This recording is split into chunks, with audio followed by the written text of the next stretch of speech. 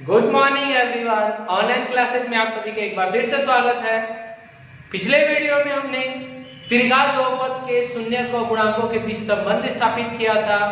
इस वीडियो में हम उसके आगे के टॉपिक के बारे में अध्ययन करेंगे। तो आज का जो हमारा टॉपिक है वह है बहुपदों के लिए विभाजन एल्गोरिथम। बहुपदों के लिए विभाजन एल्गोरिथम। तो याद कीजिए, विभाजन एल्गोरिथम आपने पिछले पार्ट में पढ़ा था, यूक्लिड विभाजन एल्गोरिथम। याद कीजिए वो क्या था, वो था a बराबर बी क्यू प्लस आर, यही था कि नहीं, यूक्लिड विभाजन एल्गोरिथम, जहां पर r का मान जो था वह 0 से बड़ा नहीं तो बराबर और b से छोटा था। याद आ रहा है आप लोग को, a था भाज्य, b था भाजक, q था भागफल और r था शेषफल। आज हम इस फॉर्मूला को, मतलब जो विभाजन प्रमेयिका था, इस विभाजन एल्गोरिथम को हम बहुपद के लिए देखेंगे। तो आज का जो हमारा टॉपिक होगा बहुपद के लिए विभाजन एल्गोरिथम। तो देखते हैं बहुपद के लिए विभाजन एल्गोरिथम होता क्या है। तो यदि px और gx, यदि px और gx कोई बहुपद है, मतलब ये दोनों आपस में क्या है, बहुपद है, जहां gx का मान 0 के बराबर नहीं है, gx बराबर नॉट 0, मतलब 0 के बराबर नहीं हो, तो px बराबर gx into qx plus rx। जैसा उसमें था a बराबर bq प्लस r, वैसा यहां पे px बराबर gx गुणे qx प्लस rx। मिला लीजिए, देख लीजिए, a बराबर bq प्लस r, a तो a की जगह पे px, b की जगह पे gx, q की जगह पे qx और r की जगह पे rx, मतलब बिल्कुल सेम टू सेम। ठीक है, तो हम कहां थे, बहुपद पे थे। तो बहुपद के लिए px बराबर gx into qx plus rx, ये हमारा होता है यूक्लिड विभाजन एल्गोरिथम। किसके लिए, बहुपद के लिए, जहां इसमें भी एक आपका क्राइटेरिया बन सकता है कि जहां rx की घात, जो rx जो बहुपद आएगा, चाहे जो शेषफल है ये, उसकी घात gx की घात से हमेशा छोटी होनी चाहिए। देखिए छोटा का चिन्ह है, इधर छोटा है, मतलब rx की तरफ छोटा है, मतलब rx की घात gx से छोटा होना चाहिए। जो हमारा जो टॉपिक है, इसमें हम लोग को पढ़ना है बहुपद के लिए विभाजन एल्गोरिथम, और इसमें आपको बताया है px बराबर gx into qx plus rx, जहां rx की घात gx से हमेशा छोटा होना चाहिए। आप ये बात हमेशा याद रखेंगे, क्योंकि ऑब्जेक्टिव में ये बहुत बार पूछा जाता है, जो rx की घात होगी वो किससे छोटी होगी, तो gx से छोटी होनी चाहिए। gx से हमेशा rx से ज्यादा छोटी।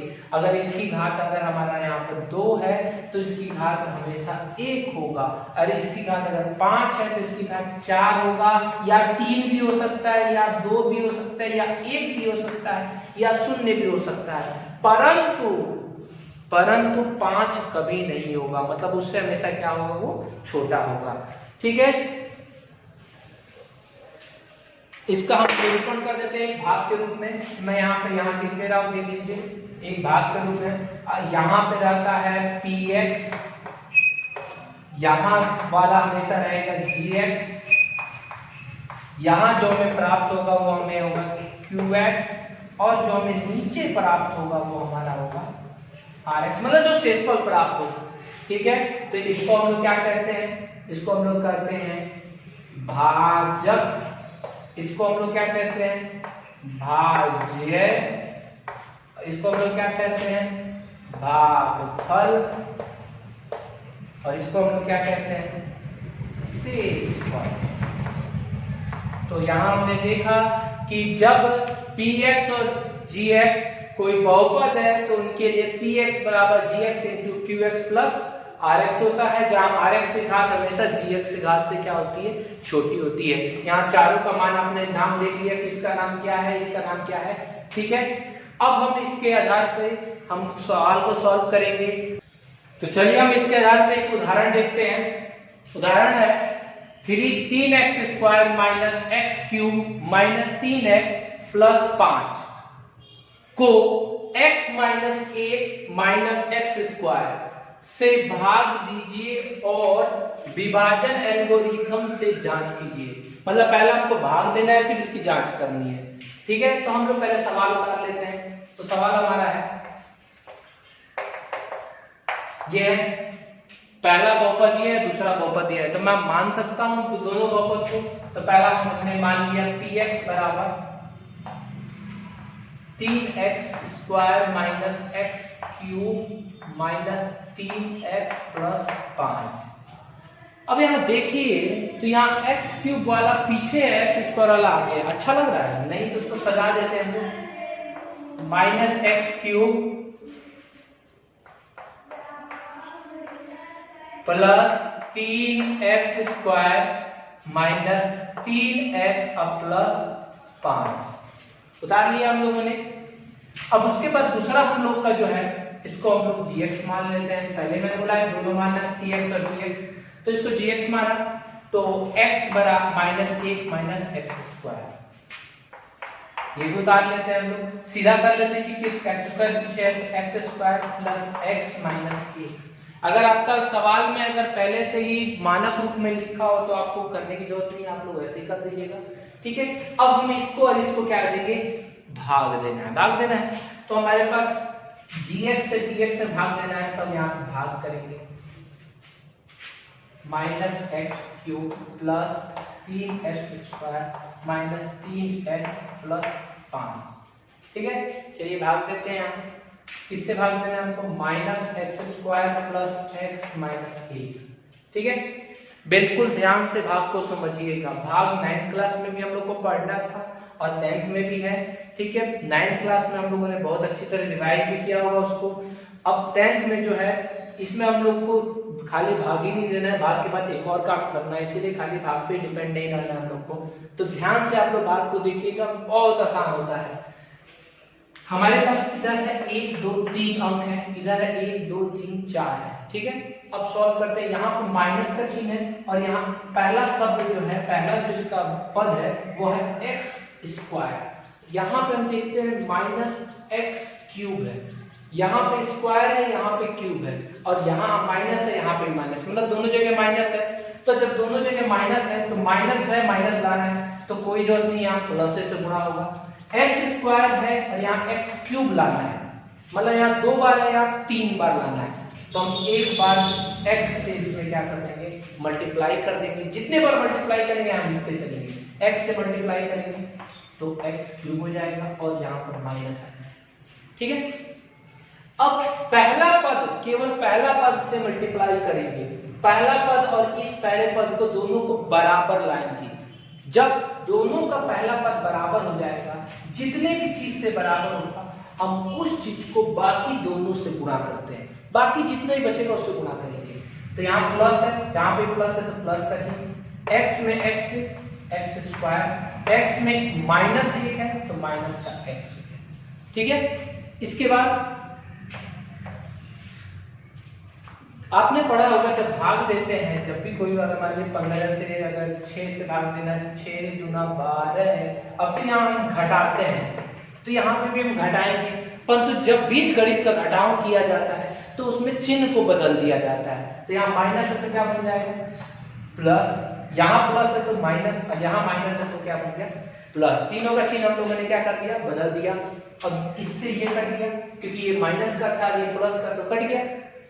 यहाँ वाले में 3x² प्लस का है और माइनस का x² है, तो बड़ा कौन है, प्लस है कि माइनस, तो प्लस का बड़ा है। 3 में से 1 गया तो 2x²।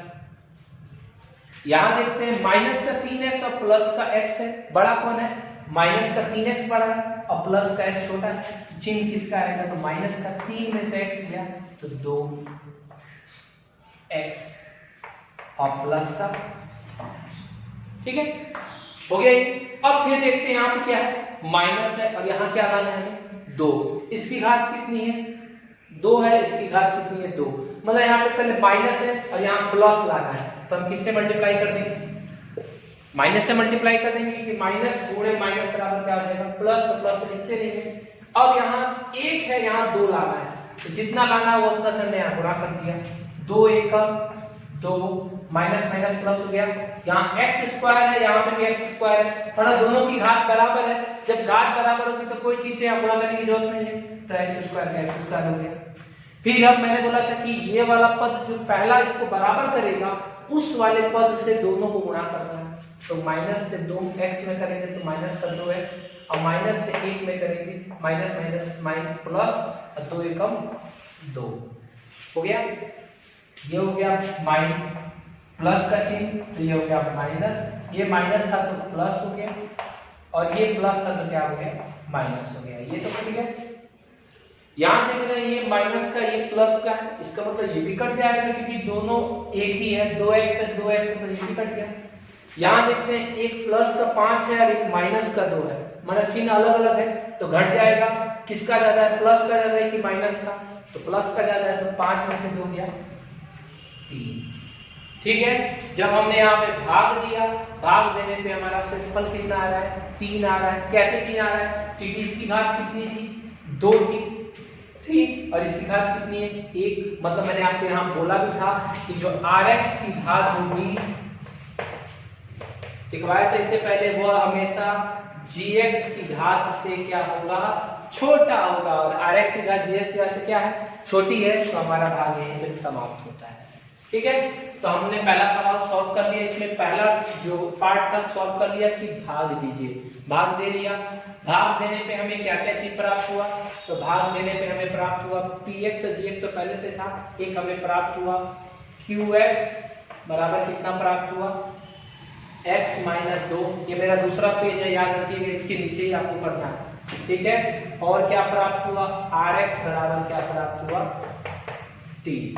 ठीक है, हमारे पास ये दो को चीज प्राप्त हुए 1 और 2। अब हमें क्या करना है, विभाजन एल्गोरिथम से इसकी जांच करनी है। चलिए जांच देख लेते हैं। जांच के लिए हम लोग पहले विभाजन एल्गोरिथम पर मेका से लिखेंगे, विभाजन एल्गोरिथम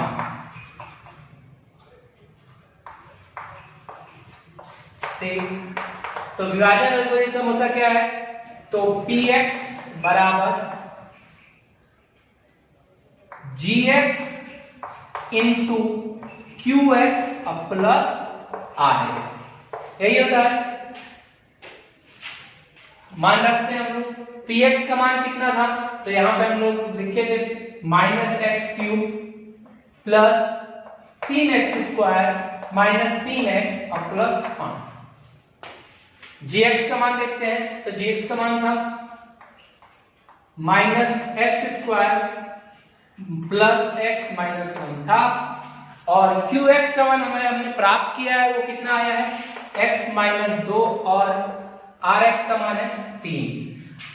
ठीक है, हम लोग को इसमें जांच करना है, तो जांच हम जब भी करते हैं तो उसमें LHS और RHS दोनों को बराबर लाने का प्रयास करते हैं। अगर दोनों बराबर आ गया तो हमारा जांच हो जाता है, अगर नहीं आता है तो वो गलत हो जाता है सवाल। ठीक है, तो हमने यहाँ पे इसके बराबर इसको लाना है, तो हम इस वाले पार्ट को यही लाने देते हैं, इस वाले पार्ट को सॉल्व करते हैं। चलिए सॉल्व करते हैं। यहाँ पर 3 अंक है, 1 2 3 शब्द है, और यहाँ पर 2 पद है, तो 2 पद वाले से 3 पद में गुणा करेंगे। पहले x से करते हैं, एक एक करके। x में माइनस एक्स स्क्वायर से तो माइनस एक्स क्यूब, x में 1 x से तो एक्स स्क्वायर, x में 1 से माइनस का x। अब माइनस 2 से करते हैं, तो माइनस माइनस हो जाएगा प्लस 2 एकम 2 एक्स स्क्वायर, 2 माइनस का इधर हो जाएगा माइनस प्लस माइनस 2 में x से 2x और माइनस माइनस प्लस 2 एकम 2, दोनों मल्टीप्लाई हो गया, दोनों से इन दोनों से मल्टीप्लाई 2 बार हो गया, प्लस 3। ठीक है, अब हम इसको जोड़ते हैं, तो जाति वाला जाति में जोड़ता है, आपको पता होगा। तो यहाँ x क्यूब की जाति कहीं है तो कहीं नहीं है, तो x क्यूब अकेला है तो अकेला होगा। अब x स्क्वायर में 1 एक्स स्क्वायर है, यहाँ पे भी है, तो यहाँ 2 है, यहाँ पे 1 है, तो 2 और 1 कितना हो जाएगा 3x स्क्वायर। अब देखते हैं x वाले में, यहाँ माइनस एक्स है, यहाँ माइनस का 2x है, तो दोनों जुड़ जाएगा, 2 और 1 कितना हो जाएगा 3x, 3 और 2 5। ठीक है, यहां हम देखते हैं ये वाला पद और ये वाला पद, दोनों को ध्यान से देखिए, दोनों बहुपद को देखिए, दोनों आपस में क्या है बराबर है। इसका मतलब LHS बराबर हमारा क्या हो गया RHS हो गया। इस प्रकार विभाजन एल्गोरिथम